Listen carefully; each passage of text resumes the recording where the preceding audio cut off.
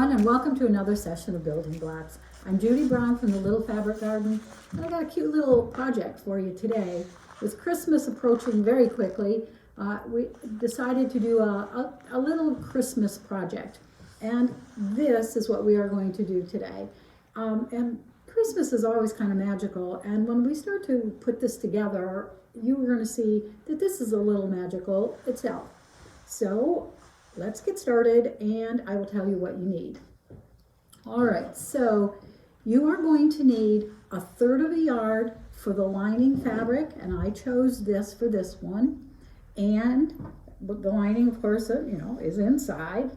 All right, then you need 1/3 of a yard for the stocking, which I chose this. And then you need 1/4 of a yard for the cuff. And I chose this. So these are our fabrics. Oh, and you're also going to need some batting.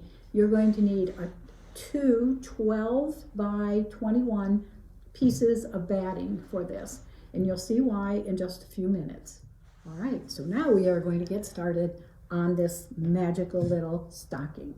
So the first thing we're going to do is to take our 1/3 of a yard of fabric, and we're going to put it right sides together. And you're just going to put it right sides together, and I did press it so that it would lay down flat. So I'm going to lay that right here on top of this, just like that. And then I'm going to take one piece of the thin batting. Now you need to use the thin batting. If you can find like the thinnest loft that you can. You might have some scraps around that you want to get rid of. This is a good way to do it. So you're going to take this, and you're going to put it on top of that. So there we go. Now the next thing you're going to do is take the lining fabric, and you're going to do the same thing. You're going to put the right sides together, and then you are going to lay this on top of what you already have. And it's going to go like this. And just make a nice little pile here of all these different items. And last is the piece of batting. And the batting will go on top like this. Now you're thinking, what are we going to do with all of this big pile of stuff? Well, in the pattern, there is a pattern for the stocking itself, and it comes in 2 pieces like this. And what you have to do is to put them together. I cut off the bottom, and then I did it like this, and then I taped it. Now another thing that I did was, when I looked at this, I thought it looked like a stovepipe because it's really, really straight. So when I came down, I kind of came in a little bit like this to give it a little dimension. And you can see it here. Here's the real line, and I just kind of I came in and then went back out. So you can, kind of fix it the way you like it. I just thought it looked too stovepipey. So anyway, so that's what I did. All right, now I am going to take this pattern, and I'm going to lay it right on top of all of this, and I'm going to pin it down. All right, so I've got my trusty little pins here, and I am going to pin this down, and you've got to make sure that you get through all of those layers. All right. You don't need too many pins, but you need enough to hold it while you are cutting with your scissors. So I'm going to get this together, or pinned together. And then I'll have to get my scissors. I'm just going to slide it around like this and just get it pinned. But when you're picking it up like this, sometimes it does get bunched up underneath. So that's something you have to be a little careful of. All right, I think one more pin's going to do it.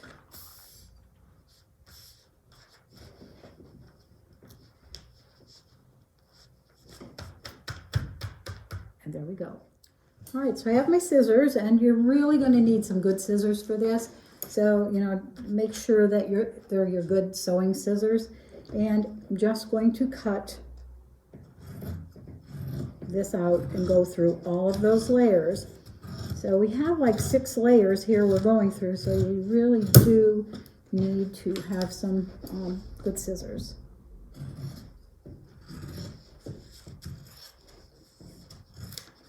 The first time that I did this, it was probably wasn't a good thing. I had put the pattern on top, and then I used my good scissors, but I went through the paper too. And you know, that's a no-no to cut with your good scissors through paper. So this one, now that I've used this pattern once, I feel better about cutting with my good scissors. All right, so around the corner I go. Go around the toe here. And I think I'm going to stick one more pin in there. It's flopping a little bit on me. So a few years ago, I decided that I was going to make all of my grandchildren stockings, and I used this pattern, and they really went together very easily. And at that time, I had just gotten my embroidery machine, so I practiced putting their names on it too, so that was a learning experience, believe me. All right, coming up to the end here.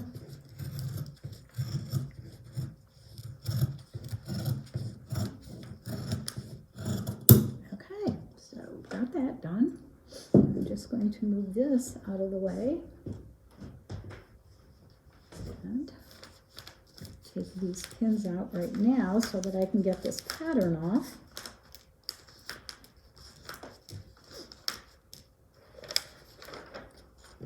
And I'm going to put the pins back in.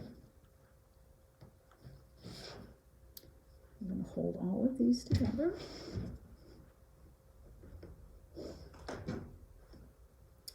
And when you're doing this, when you start to sew this, you're going to notice on the sewing machine that I have the walking foot on.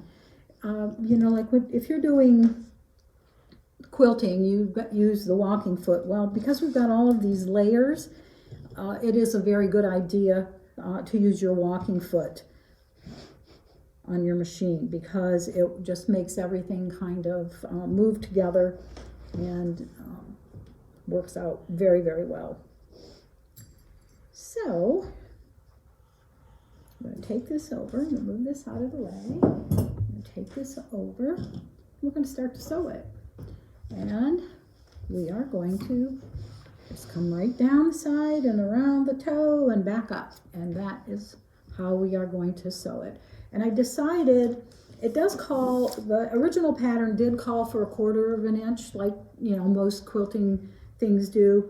But I'm going to use the edge of the walking foot.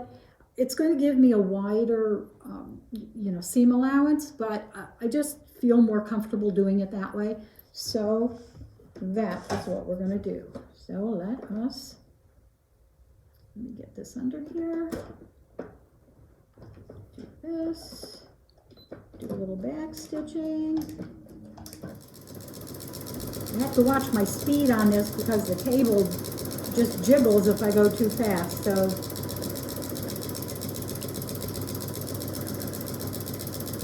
when you get to the heel, you know, you have to go around, so you got to be go a little slower and be a little more careful going around the heel.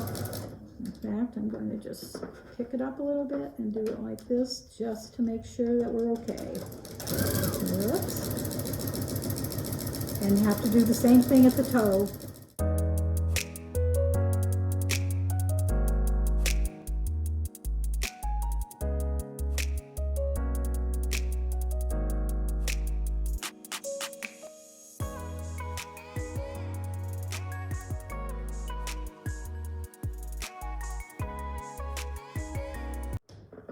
Okay, so we have it all sewed all the way around. I'm going to get the pins out of there and show you what we are going to do next. All right, let's get these. And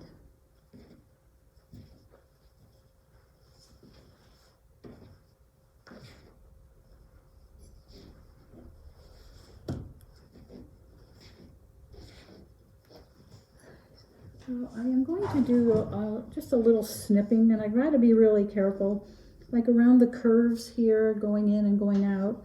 I just want to make sure that it's going to turn when we turn this. So I'm just going to go in just a little bit. I've got to be careful because I don't want to get to that sew line and then cut it all off. So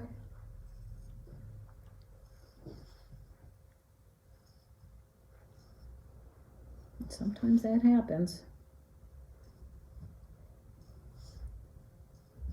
I know you're all anxious to see what happens.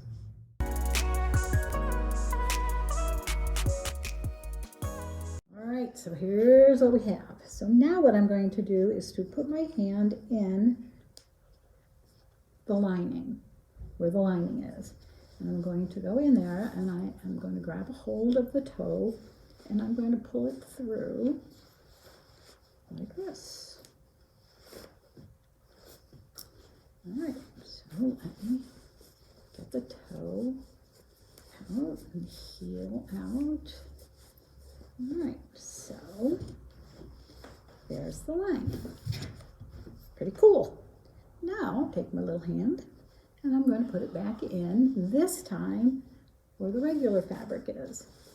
And I'm going to grab the toe and I'm going to pull that through like this. Put my hand back in. Just smooth that out. It's really a good thing to, to press it when you get this done. So I just want you to take a look. Here is the stocking. All right. So the lining is inside and here's the outside. So we've got this part of our stocking done. So I'm just going to lay that over to the side for a little bit. All right, now from the cuff, you need to cut that 1/4 inch piece. You have to have it 7 inches by 15 inches. All right, so we have it. I already cut that, got that piece done. And then you need another piece that's just a little teeny tiny thing. It's 1 3/4 by 7. All right, and this is going to be the little hangy thing. That's what this is going to be right here. So I've got that cut, and what I want to do right now is I'm going to take this piece and I am going to fold it in half like that. I'm going to run over to the ironing board and I'm going to get that pressed. All right, so I did take this over to the ironing board and I pressed it in half like this because of course that's the way the cuff is going to go on there. But then I realized that I really do need to sew this down. So I am going to turn it this way and I'm going to sew all the way down here, and I am going to be very careful as I do it because I still have the walking foot on and I don't know that I really need it, but I'm going to keep it on while I do this.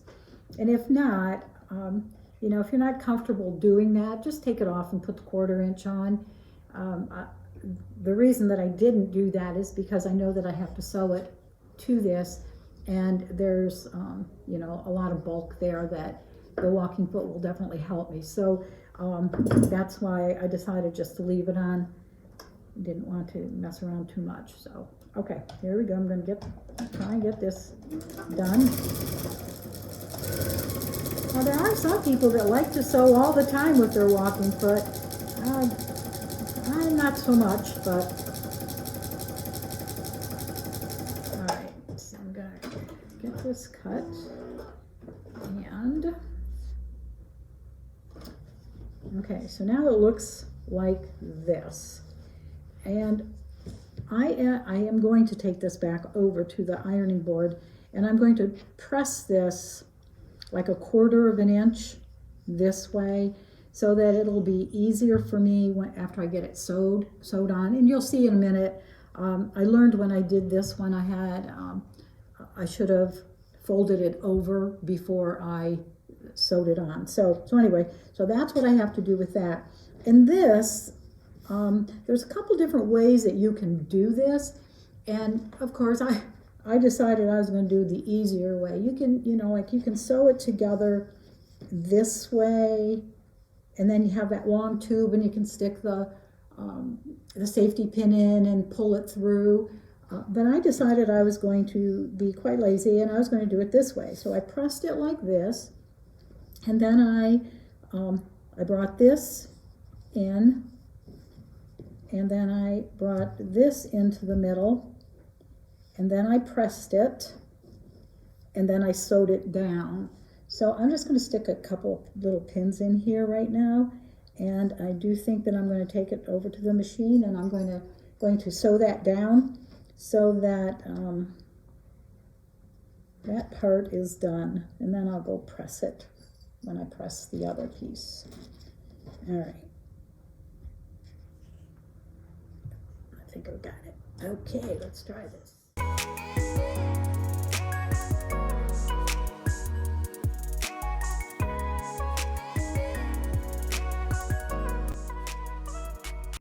Turn this off. Okay, so I'm going to run over and I'm going to get this turned over at 1/4 of an inch, and then we'll be back and get this sewed on.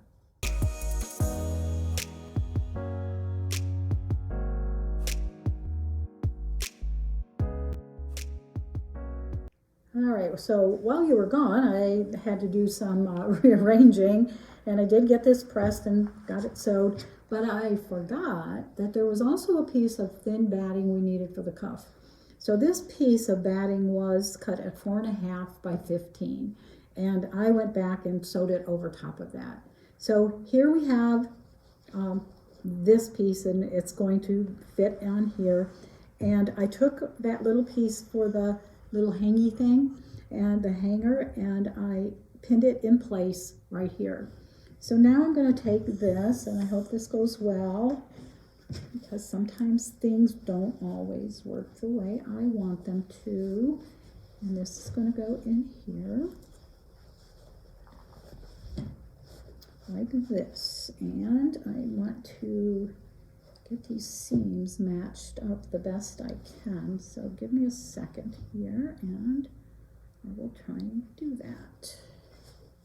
All right. Okay. I'm going to pin it as well as I can.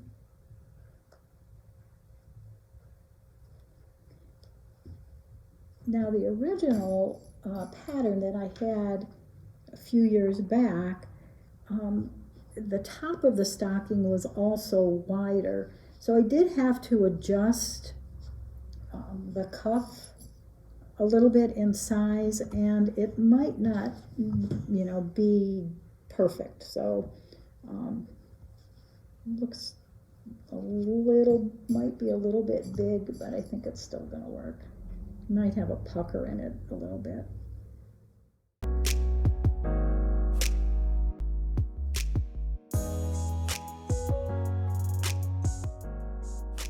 Alright, so I took this part of the machine off so that I could get the sleeve, the top of the stocking, just to go around in a circle. If your machine has that particular advantage, then it really does help, instead of trying to fight it like we used to do with the older machines. Alright, so I'm gonna, back stitch that a little bit, and then I am going to have to do a little tugging on this, I do believe, to get over that spot anyway. All right, and this is a tight fit around this, so it's going to be a little slower than I had originally thought, but it's going. I think we're going to be fine.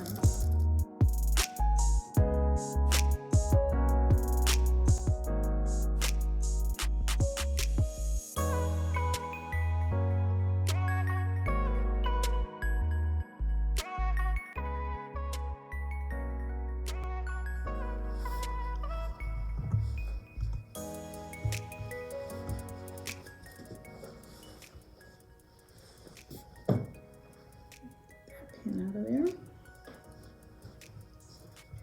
Okay, so